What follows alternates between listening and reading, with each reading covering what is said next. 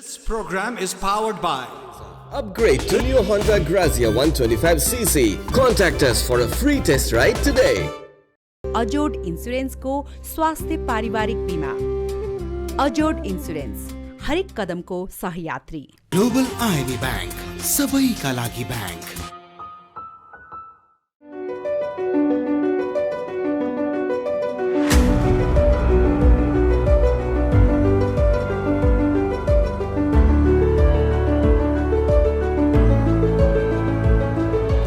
नमस्कार दर्शकवृन्द, स्वागत छ प्राइम कर्पोरेटमा। म सङ्गीता कटुवाल।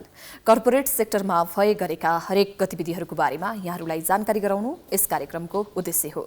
र आज हामी प्राइम कर्पोरेटमा केन्द्रित रहनेछौँ। पछिल्लो समयमा हरेक कुराहरू अनलाइन मार्फत कारोबारहरू भइरहेका छन्, अनलाइन मार्फत सेवा सुविधाहरू दिँदै आएका छन् अनलाइनबाट। र औषधिमा अनलाइनको आवश्यकता छ कि छैन र हाम्रो फार्माले के कस्ता खालका सेवा सुविधाहरू दिँदै आएको छ लगायतका विषयमा केन्द्रित रहेर कुराकानी गर्नेछौँ। कुराकानीको लागि हामीसँग हुनुहुन्छ हाम्रो फार्माका कार्यकारी निर्देशक मिलन थापा। उहाँसँग कुराकानीतर्फ लागौँ। स्वागत छ यहाँलाई प्राइम कर्पोरेटमा। हस्, धन्यवाद। सन्चै हुनुहुन्छ? एकदम। हजुर, आज हामी प्राइम कर्पोरेटमा चाहिँ यो हाम्रो फार्माको बारेमा कुराकानी गर्नेछौँ। मैले त थाहा पाएँ हाम्रो फार्मा भनेको के हो भनेर। अलिकति हाम्रो फार्माको बारेमा दर्शकहरूलाई जानकारी गराइदिनुहोस् न। हाम्रो फार्मा भन्दाखेरि हामीले यो 2077 माघ महिनाबाट सुरु गरेको यो अनलाइन फार्मेसी हो। सबैले बुझ्ने भाषामा भन्दा अनलाइन फार्मेसी, जसलाई चाहिँ हामीले यो औषधिको मेडिसिनको अनलाइन स्टोरको रूपमा लिन सक्छौँ। जसलाई हामीले फिजिकल्ली औषधि स्टोरमा नगइकन आफ्नो फोनबाट, भाइबर, वाट्सएप, मेसेन्जरबाट अर्डर गरेर आफूलाई चाहिएको औषधि अथवा डक्टरले जे प्रिस्क्राइब गरिदिनु भएको छ त्यो प्रिस्क्रिप्सन हाम्रो वेबसाइटमा लोड गरेर घरमै बसी पाउन सक्नुहुन्छ। त्यसैले हाम्रो फार्माको हामीले स्लोगन पनि हाम्रो फार्मा औषधि घरमै बसी भन्ने राखेका छौँ। यो हाम्रो फार्मा जुन सञ्चालन गर्नको लागि घरमै सेवा सुविधा दिउँ जनतालाई भनेर, ग्राहकहरूलाई भनेर यहाँहरूले यो सुविधा सुरु गर्दाखेरि चाहिँ यो अब यो गर्नुपर्छ होइन, यो हाम्रो फार्मा सञ्चालन गर्नुपर्छ भन्ने चाहिँ कसरी यहाँहरूलाई अनुभूति भयो नि? यो एउटा कोभिडले धेरैले त नराम्रो गर्यो, तर यही कोभिडको लकडाउन, पहिलो लकडाउन जुन लामो समयको लकडाउनपछि हाम्रो केही साथीभाइहरूले चाहिँ यसलाई यो एउटा फुरेको एउटा विचार भनौँ न के थियो भने यो कोभिडको लकडाउनमा फिजिकल्ली स्टोरमा गएर औषधि किन्दाखेरि भिडभाडमा जाँदा त झन् कोभिड फैलिने सम्भावना बढ्ने भयो।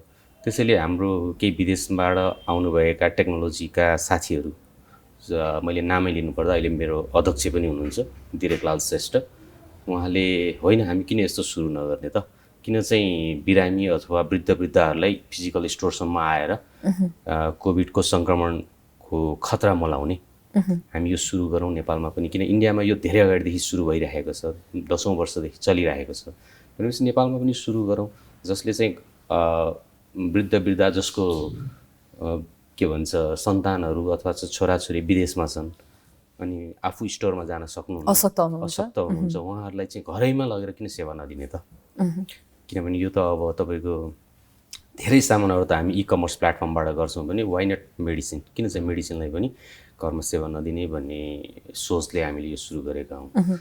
जस्तै अब यो लकडाउनले पनि केही गर्नुपर्छ होइन, केही आइडिया दिएर गयो भनेर लिनु पर्यो होइन त? हो, लकडाउनले नै हामीले लकडाउनको नराम्रो पक्षलाई चाहिँ एउटा राम्रो आइडिया सुरु गरेको भन्नु पर्ला। एउटा बिजनेस गर्न राम्रो आइडिया दियो भनेर भन्नु पर्यो। हामी औषधिमै बसेका साथीहरूले सेवाको पनि अब हामी यो हाम्रो फार्मा के हो र यसले के कस्ता खालका औषधिहरू दिन्छ यो विषयमा त कुराकानी हामी पछाडि गर्ने नै छौँ।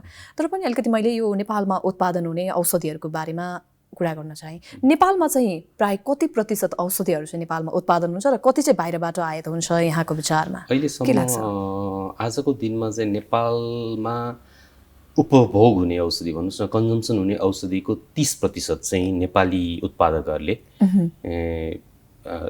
क्याटर गर्नुहुन्छ। र 70% चाहिँ इन्डिया र अरू विदेशी कम्पनीहरूबाट चाहिँ सप्लाई हुँदै आएको छ। भनेपछि 30% नेपालमै उत्पादन हुन्छ। यहाँहरूले चाहिँ जस्तै अब यो हाम्रो फार्मा मार्फत औषधिहरू ग्राहकहरूलाई वितरण गरिरहँदाखेरि डाक्टरले भनेअनुसारको औषधिहरू जुन यहाँहरूको वेबसाइटमा जान्छ त्यस पछाडि हामीले औषधिहरू पुर्याइदिन्छौँ भनेर भन्नुभयो। यो भनिराख्दाखेरि चाहिँ नेपालमा उत्पादन भएको औषधिमध्ये चाहिँ कति चाहिँ औषधिहरू जुन बाहिरबाट आएको धेरै जान्छ या नेपालमा उत्पादित औषधिहरू चाहिँ अघि मैले भनेकै रेसियोमा हेरौँ न, जस्तो नेपाली उत्पादन 30% छ भने डिमान्ड पनि त्यही अनुसारै छ। नेपाली औषधि आजकल चाहिँ बढ्दो उसमा छ, नेपाली उत्पादन चाहिँ बढ्दैछ। विदेशबाट आएकोलाई जस्तो यो लकडाउनले के पनि गर्यो भने विदेशबाट औषधि आउने च्यानलहरू पनि केही समय रोकिदिँदाखेरि नेपाली उत्पादन नै चाहिँ ज्यादा गइरहेको छ र हामी पनि नेपाली उत्पादन नै ज्यादा जाओस् भन्ने चाहनाले पनि औषधि हामीले प्रमोट त गर्दैनौँ, तर नेपाली औषधि भएसम्म हामी पनि बिरामीहरूलाई अथवा चाहिँ हाम्रो कन्ज्युमरहरूलाई चाहिँ नेपाली औषधि यो उपलब्ध छ है भन्ने जानकारीसम्म हामी दिन्छौँ। अब 70% औषधि बाहिरबाट आएको हुन्छ।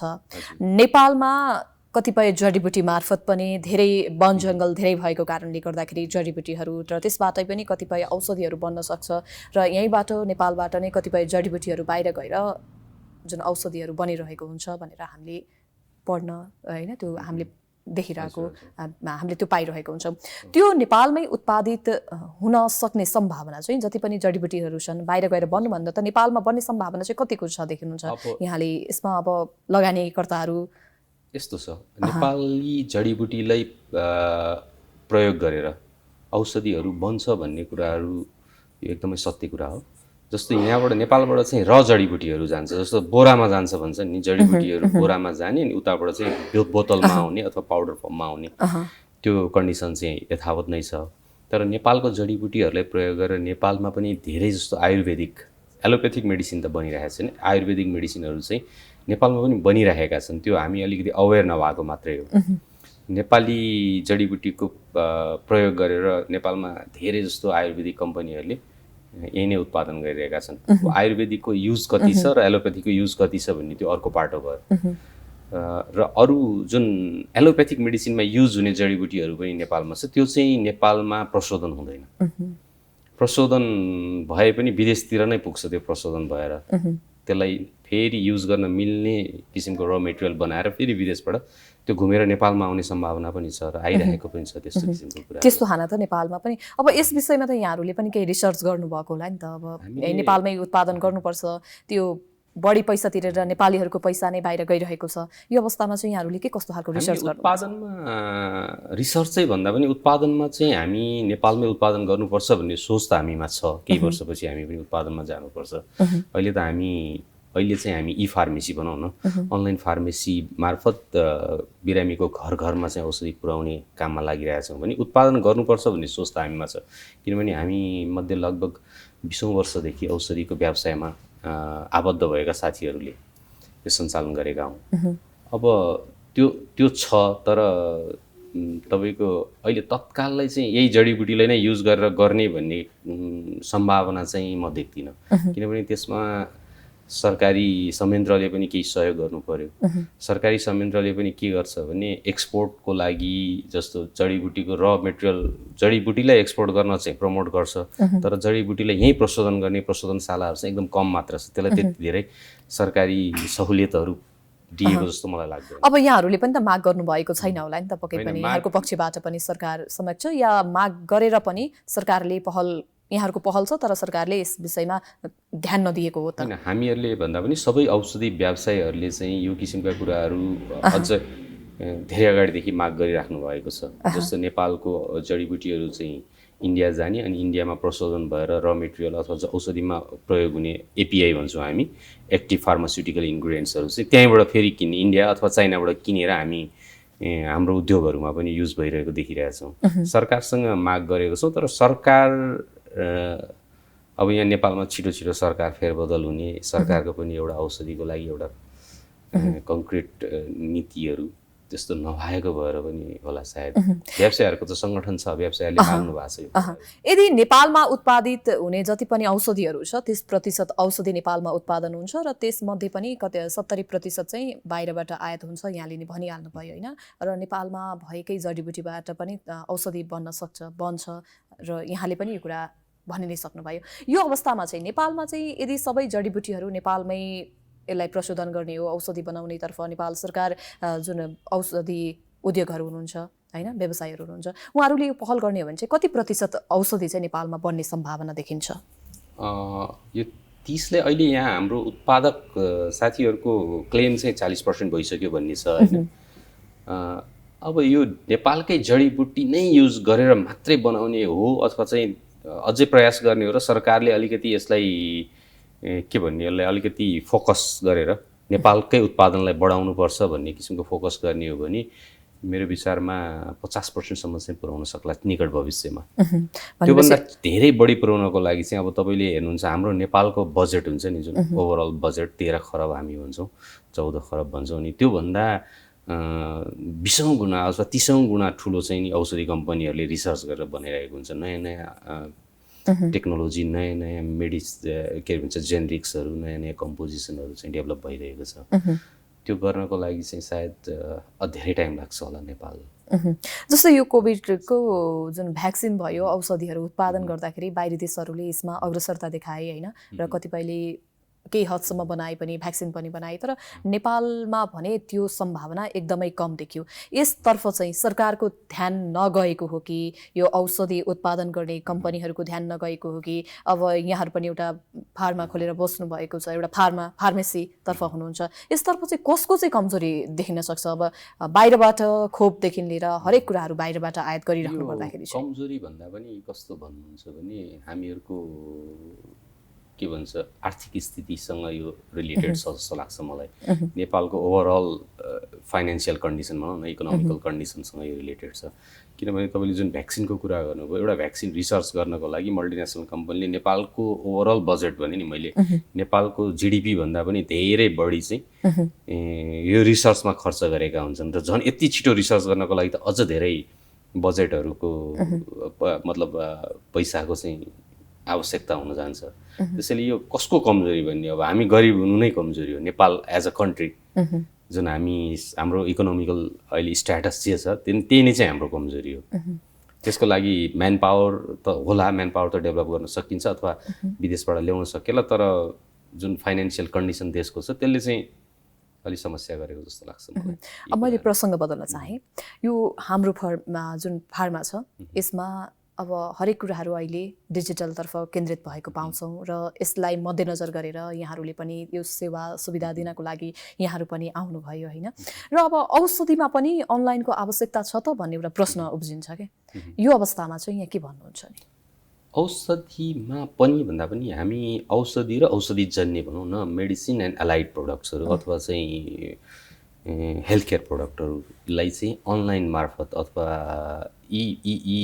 बिजनेस भनौँ न, इ कमर्सको प्लेटफर्म मार्फत कस्टमरको घर दैलोमा पुर्याइदिने सेवा उपलब्ध गराउन खोजेका हौँ। यसको आवश्यकता किन छ भन्नु पर्दाखेरि मानिसहरू औषधि किन्न औषधि पसलमा जानु पर्यो फिजिकल्ली, अथवा औषधि पसल अथवा हस्पिटलको एरियामा जानु पर्यो। यो कोभिडको सिजन अथवा यस्तै किसिमको सङ्क्रामक रोगको सम्भावना सबैलाई, जुनसुकै उमेर समूहकालाई पनि हुने सम्भावना त बढी देखियो।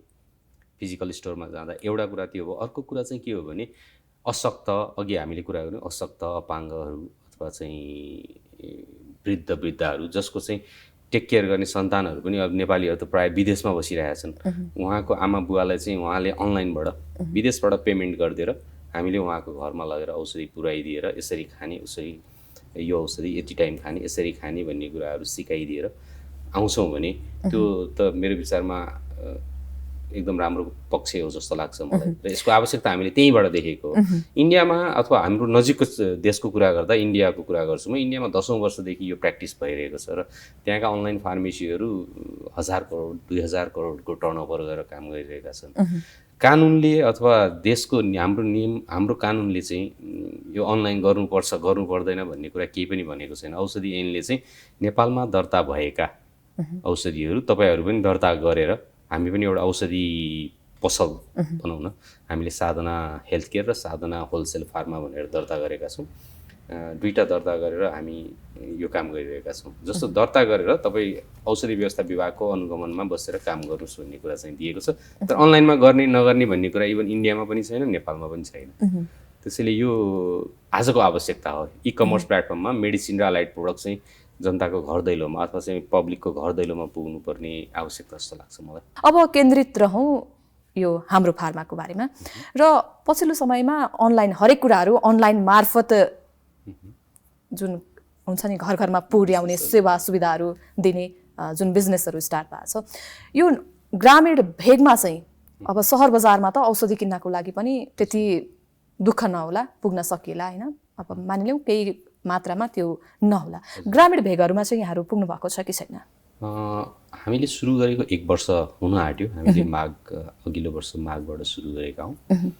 अब हाम्रो योजना चाहिँ नेपालको सम्पूर्ण भूगोल ग्रामीण सहर सबै केन्द्रलाई चाहिँ मध्यनजर राखेर पुग्ने, ताकि मान्छेहरूलाई फिजिकल स्टोरसम्म जानु नपरोस् र अथेन्टिक औषधि नेपालमा दर्ता भएका नेपालको औषधि व्यवस्था विभागले चाहिँ यो गुणस्तरीय छ भनेर दर्ता दिएका औषधिहरू उहाँहरूको घर दैलोमा उहाँहरूको माग अनुसार उहाँहरूको आवश्यकता अनुसार पुर्याउने हाम्रो चाहना हो। र यो अलिकति समय लाग्छ होला। अर्को वर्षबाट हामी नेपालका सबै भूगोलमा जान्छौँ र त्यसपछि त्यो सेन्टर रहेर सबै गाउँहरूमा पनि। अहिले चाहिँ यहाँहरू सहर केन्द्रित मात्रै हुनुहुन्छ? अहिले चाहिँ हामी सहर केन्द्रित मात्र। तर दिनुपर्ने त दुर्गम भेगमा होइन, ग्रामीण भेगमा हो नि होइन र? एकदमै एकदमै तपाईँले भन्नुभएकोमा म एग्री गर्छु। हामीले दिनुपर्ने त ग्रामीण भेगमै हो, किनभने जहाँ चाहिँ एक्सेस हुँदैन त्यहाँ दिनुपर्ने हो। तर जस्तो केही स्रोत साधनको कमी कमजोरीले गर्दाखेरि हामी पनि भर्खरै सुरुवातमा छौँ। सायद अर्को वर्षबाट हामी नेपाल र हुँदै हुँदै अर्को नेक्स्ट इयरतिर हामी ओभरअल नेपालभरिका गाउँ दुर्गम क्षेत्र सबैमा पुग्ने प्रयास गर्छौँ। अहिलेसम्म यो हाम्रो फार्मा मार्फत जति पनि सेवा लिनुहुन्छ, उहाँहरूले औषधिको लागि यहाँहरूलाई वेबसाइट मार्फत भन्नुहुन्छ, यस्तोमा चाहिँ कस्तो खालको व्यक्तिहरू, कस्तो खालको ग्राहकहरू चाहिँ बढी हुनुहुन्छ? हामीसँग आजकल 3 थरी ग्राहकहरू हुनुहुन्छ। एक थरी ग्राहक हुनुहुन्छ जो चाहिँ नि इ कमर्स प्लेटफर्मबाट सामानहरू किन्न जान्ने, जसले चाहिँ जानेको हुन्छ।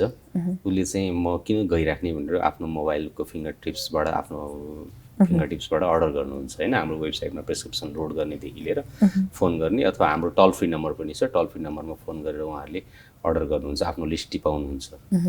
र अर्को ग्राहक हुनुहुन्छ हाम्रो विदेशमा बस्ने सन्तानहरू, जसको छोराछोरी विदेशमा हुनुहुन्छ, यहाँ चाहिँ बाबुआमाहरू जसको टेक केयर गर्ने अथवा उहाँहरूलाई औषधि पसलसम्म जाने समस्या नहोस् भनेर वहीँबाट चाहिँ विदेशबाट हामीलाई अर्डर गरिदिनुहुन्छ र कुनै तरिकाबाट पेमेन्ट गरिदिनुहुन्छ। हामीले चाहिँ विदेशबाटै पेमेन्ट गर्न मिल्ने गेटवेको लागि पनि हामी तयारी गर्दैछौँ, ताकि छोराछोरीले विदेशबाट पैसा तिर्दिनुहुन्छ, हामीले उहाँको घरमा प्यारेन्ट्सलाई लगेर उहाँको औषधि बुझाइदिन्छौँ। त्यो दोस्रो तरिका हो।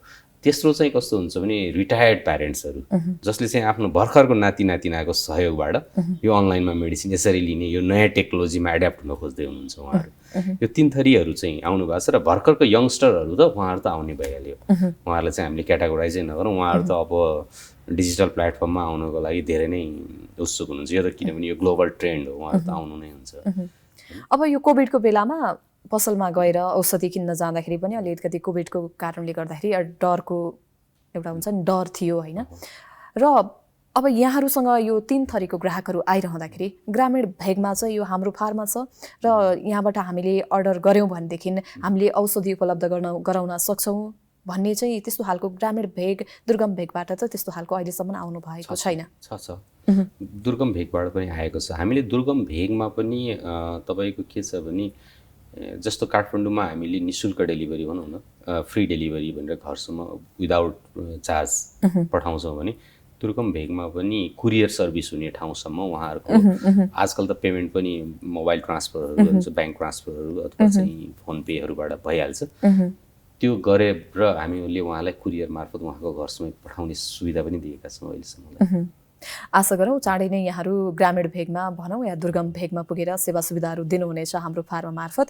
त्यसै गरी डिस्काउन्टहरूको व्यवस्था चाहिँ के छ रहेको छ? अब बजार मूल्यको भाउमा नै दिनुहुन्छ कि यहाँहरूले अब अलिकति औषधिमा त मार्जिन रहन्छ भनिन्छ, हैन यो यसमा चाहिँ के छ डिस्काउन्टको व्यवस्था मार्जिन त हजुरको के छ भने सबै बिजनेस व्यापारमा छ हैन मार्जिन यसमा छ उसमा छ भन्ने भन्दा पनि सबै व्यापारमा छ औषधिमा मार्जिन छ हामीले डिस्काउन्ट हाम्रो फार्माबाट किन्नुको बेनिफिट दुईटा हो एउटा के हो भने उहाँले फिजिकल स्टोरसम्म जानु पर्दैन आफ्नै घरमा आफूलाई चाहिएको रिक्वायर्ड डक्टरले लेखिदिएको अथवा आफूलाई चाहिएको औषधि उहाँले अर्डर गरेर लिन सक्नुभयो हामीले सर्टेन ठाउँहरूमा फ्री अफ कस्ट चाहिँ डेलिभरी गरिदिन्छौँ एउटा कुरा अर्को कुरा उहाँहरूलाई हामी 10 देखि 15% औषधि हेरेर अथवा औषधिजन्य हेल्थ केयर प्रोडक्ट हेरेर हामीले उहाँहरूलाई डिस्काउन्टको सुविधा पनि उपलब्ध गराइरहेका छौँ सुरुदेखि नै त्यसको मतलब के हो भने उहाँले दुईटा बेनिफिट पाउनुभयो एउटा घरमा बसी पाउनुभयो विथआउट कस्ट डेलिभरी कस्ट नतिरिकन अर्को 10 देखि 15% उहाँले छुट पनि पाउनुभयो अब यो अनलाइन मार्फत व्यापार गर्नेहरू हैन अनलाइन मार्फत सेवा सुविधा देऊ अब यसलाई अझ राम्रो बनाएर लगाऊ भन्ने एउटा आफ्नो बिजनेस व्यवसाय सुरु गरिसकेपछि अरू कोहीलाई हुन सक्छ हुन्छ नै हैन यो अवस्थामा चाहिँ अब यो अनलाइन जुन ई-कमर्स मार्फत अनलाइन मार्फत कारोबार गर्दाखेरि कम्पिटिसन चाहिँ कस्तो छ नि ई-कमर्सबाट हाम्रो कम्पिटिसन चाहिँ ई-कमर्सकै मतलब ई-फार्मेसी भनौँ न ई-कमर्सकै अनलाइन फार्मेसीहरूसँग भन्दा पनि हाम्रो अहिले कम्पिटिसन चाहिँ फिजिकल स्टोर चलाउने साथीहरूसँग देखिरहेको छु मैले किनभने उहाँहरूले चाहिँ हामी जसरी अनलाइनबाट आइरहेका छौँ यसलाई उहाँहरूले अलिकति पोजिटिभली लिइराख्नु भएको छैन किन उहाँहरूको बिजनेस हामीले खाइदिन्छ कि अब त ग्लोबल ट्रेन्ड नै चाहिँ डिजिटलाइज हुँदैछ भनेपछि उहाँहरूको फिजिकल स्टोरमा नहुने सम्भावना उहाँलाई त्यस्तो डर त्रास छ कि जस्तो लाग्छ त्यसैले कतै त्यस्तो त छ हुने हैन अब आउने दिनहरुमा हुनसक्छ यो अब हुन पनि सक्छ तपाईँ आज हामी के भन्छ नुनदेखि सुनसम्म चाहिँ अनलाइनमा किन्नलाई युज टु हुन थालिसक्यौँ भने भोलि औषधि पनि हुन सक्छ यस्तो अवस्थामा त अब कम्पिटिसन बढ्ने भयो कम्पिटिसन बढ्दै जाँदाखेरि अब हेल्दी कम्पिटिसन होला या चाहिँ अलिकति नन हेल्दी कम्पिटिसन होला भन्ने एउटा सबैको चासोको विषय डरको विषय पनि बन्ने गर्छ नि यो विषयमा चाहिँ यहाँहरूले के कसरी सोचेर अगाडि बढ्दै हुनुहुन्छ हामी चाहिँ यस्ता हेल्दी कम्पिटिसन होस् जति धेरै कम्पिटिसन भयो त्यति धेरै हामी पनि निखारिँदै जान्छौँ र हामीले दिने सेवा सुविधा पनि थप मजबुत अथवा चाहिँ थप राम्रो गर्नतिर हामीलाई उत्साह जाग्छ नि कम्पिटिसन भनेकै त्यही नै हो नि बजारमा अझ हामीले अझ धेरै डिस्काउन्ट दिने हो कि अझ हामीले धेरै एक्सेस अथवा दुर्गम क्षेत्रमा हामी दिने पहिलो कम्पनी बन्ने हो कि कुन तरिकाले जाने भन्ने कुरा हामीले सोच्छौँ होइन त्यसैले कम्पिटिसन भयो भने राम्रो अहिले हामी धेरै छैनौँ नेपालमा दर्ता गरेर राम्रोसँग काम गर्ने भनेको 5-6 वटा हार्डली 5-6 त्यो बिचमा चाहिँ कम्पिटिसन कस्तो छ नि व्यापार हामी बिच कम्पिटिसन छैन अहिले कम्पिटिसन छैन सबै चाहिँ यो बजार बनाउनतिर लागिरहेका छौँ हामी यो कन्सेप्ट बेच्न खोजिरहेका छौँ किनभने तपाईँ अहिले फिङ्गर टिप्सबाट चाहिँ औषधि अर्डर गर्नुहोस् फिजिकल स्टोरमा जाने झन्झट नगर्नुहोस् किन रेगुलर औषधि खाइराख्नुहुन्छ भने सधैँ कति गइराख्नुहुन्छ हामी उहाँहरूलाई तपाईँको औषधि सकिन लाग्यो है भोलि पठाइदिनु पर्ने छ भनेर पनि उहाँहरूलाई हामी एउटा के भन्छ कल गरेर अथवा नोटिफाई गर्ने किसिमको एप्सहरू मार्फत काम गर्दैछौँ भने हजुर उहाँहरूलाई अब त्यहाँसम्म जानु पर्दैन हैन र कम्पिटिसन आफ्नो हामी बिचको हेल्दी कम्पिटिसन अझै बढ्दै जान्छ यसले खास फरक पर्दैन यहाँहरूले चाहिँ विशेष गरी बजारमा जुन जति पनि यो सेवाहरू सुविधाहरू दिँदै आउनु भएको छ यसलाई चाहिँ यहाँहरूले नाफामा ध्यान दिनु भएको छ कि सेवामा ध्यान दिनु भएको छ त अब हामी पक्कै पनि औषधिको व्यापारै गर्न बसेको हौँ हैन नाफामा ध्यान दिन्छौँ तर हामी अहिले चाहिँ नाफामा ध्यान दिएका छैनौँ अहिले हामी हाम्रो यो के भन्छ ई-कमर्सको भाषामा चाहिँ हाम्रो ट्राफिक बढाउने भन्छौँ नि हाम्रो कन्ज्युमरको अथवा चाहिँ कस्टमरहरूको चाहिँ बेस बढाउने हामी जस्तो मानौँ न अर्को वर्ष हामी 1 लाख एउटा कस्टमरले हाम्रो एप्सबाट प्रयोग गरोस् भन्ने हाम्रो चाहना छ हामी पहिला कस्टमरको बेस बनाउँछौँ त्यसले गर्दा हामी एकदम लो प्रफिट मार्जिनमा चाहिँ डिस्काउन्ट घरसम्मै सेवा मतलब अपरेसनल कस्ट पनि नजान्ने गरेर काम गरिरहेका छौँ जुन दिन हाम्रो एउटा ठुलो मासमा चाहिँ हाम्रो एप्सबाट पर्चेज हुन थाल्छ नि त्यसपछि प्रफिट त आफै आउँछ अहिले हामी प्रफिट हेरिरहेका छौँ अहिले यसलाई तपाईँ सेवा भन्नुहोस् अथवा हाम्रो आफ्नो इन्ट्रेस्टले चाहिँ कस्टमरको बेस चाहिँ बढाउन खोजिरहेका छौँ अब कतिपयलाई हाम्रो फार्मा छ भनेर थाहा पनि नहुन सक्ला पक्कै पनि यो प्रोग्राम हेरेर थाहा पाउनु हुनेहरूले चाहिँ अब हाम्रो फार्मा मार्फत चाहिँ औषधि लिँदाखेरि चाहिँ कति प्रतिशतसम्म डिस्काउन्ट पाइन्छ भन्ने एउटा चासोको विषय पनि हुनसक्छ, भनिदिनुहोस् न कति प्रतिशत चाहिँ यहाँहरूले डिस्काउन्ट दिनुभएको हामी छ? औषधि र औषधिजन्य अथवा चाहिँ हेल्थ केयर प्रडक्ट जस्तो न्युट्रास्युटिकल हुनसक्छ, कस्मेस्युटिकल भन्छौँ हामी, कस्मेटिक्सहरू अथवा डायट्री सप्लिमेन्ट्सहरू होइन, अथवा चाहिँ तपाईँको सर्जिकल प्रडक्ट ब्यान्डेजहरू लगायत हुन्छ नि जुन आवश्यक हामीले चाहिने ती प्रडक्टहरूमा चाहिँ 10 देखि 15% औषधि हेरेर हामीले डिस्काउन्ट दिँदै पनि आएका छौँ। फ्रम फर्स्ट डे पहिलो दिनदेखि दिइरहेका छौँ र यसलाई अझ हामी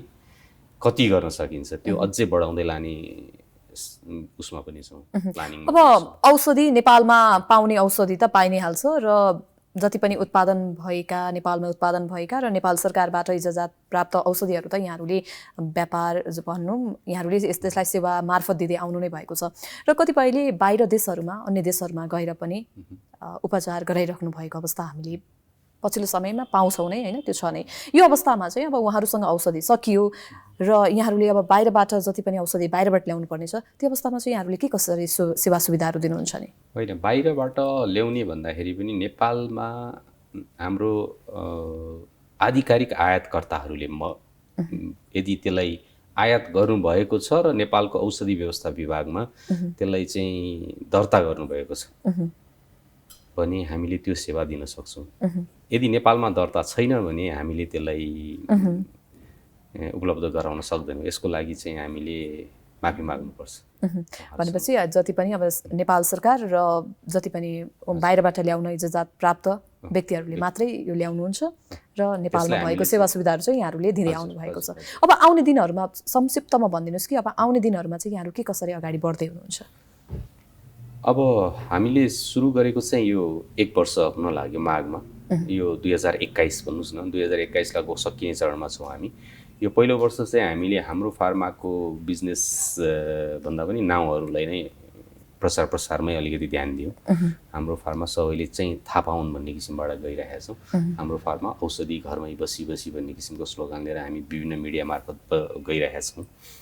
अर्को वर्ष हाम्रो योजना चाहिँ हाम्रो एप्सलाई चाहिँ सबैको हात हातमा पुर्याउने, मिनिमम पनि 1 लाख प्रयोगकर्तामा चाहिँ हाम्रो एप्स जुन चाहिँ हामी प्ले स्टोर र एप स्टोर दुइटैको लागि डेभलप गर्दैछौँ, त्यो 1 लाख कस्टमरमा पुर्याउने योजनासहित हामी जाँदैछौँ एउटा। र अर्को चाहिँ हामी फ्रेन्चाइज स्टोरहरू हाम्रो काठमाडौँ, ललितपुर, भक्तपुर यो काठमाडौँ उपत्यकाको लागि आफ्नो स्टोर हुन्छ भने सबै नगरपालिकाहरूमा पहिलो फेजमा हामी 2022मा चाहिँ सबै नगरपालिकामा हामी फ्रेन्चाइज स्टोरहरू हाम्रो फार्माको स्टोर हुन्छ र त्यहाँबाट चाहिँ तपाईँले अघि भन्नुभयो जस्तो गाउँ गाउँसम्म डेलिभरी गर्ने सुविधा दिने गरेर नेपालभरि एक्चुअली फिजाउने योजनामा छौँ हामी।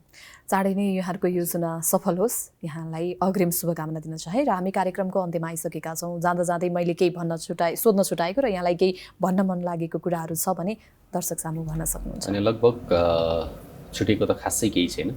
म दर्शकहरूलाई के भन्न चाहन्छु भने तपाईँको अब यो कोभिडको यस्तो सिचुएसन पनि छ, भोलि अर्को महामारी आउला नआउला अथवा अशक्त हुनुहोला, वृद्ध हुनुहोला र सबैजना हामी मोबाइलको फिङ्गर टिप्सबाट तपाईँले औषधि घरमै पाउनुहुन्छ भने हाम्रो फार्माबाट अर्डर गर्नुहोस्। हामीसँग टोल फ्री नम्बर छ, व्हाट्सएप, भाइबर, मेसेन्जर, हाम्रो वेबसाइटमा प्रेस्क्रिप्सन लोड गर्नुहोस्। भोलि हामी एप्स लिएर आउँदैछौँ, त्यो एप्स मार्फत तपाईँले लिन सक्नुहुन्छ। तपाईँलाई हामी फ्री अफ डेलिभरी र 10 देखि 15% को छुटमा आधिकारिक आयातकर्ता अथवा आधिकारिक उत्पादकले उत्पादन गरेका औषधिहरू तपाईँको आवश्यकता अनुसार तपाईँको घर दैलोमै पुर्याइदिन्छौँ। त्यति भन्न चाहन्छु। हस्, यहाँको समयको लागि यहाँलाई धेरै धेरै धन्यवाद। दर्शकवृन्द, आजको प्राइम कर्पोरेटमा हामीले पछिल्लो समयमा अनलाइन मार्फत हुने औषधिजन्य कारोबारको अवस्था के कस्तो रहेको छ र अब आउने दिनहरूमा हाम्रो फार्माका योजनाहरू के कस्ता रहेका छन् लगायतका विषयमा केन्द्रित रहेर कुराकानी गर्यौं। आजलाई प्राइम कर्पोरेट यति नै। हेर्दै गर्नुहोला प्राइम टाइम्स टेलिभिजन। नमस्कार।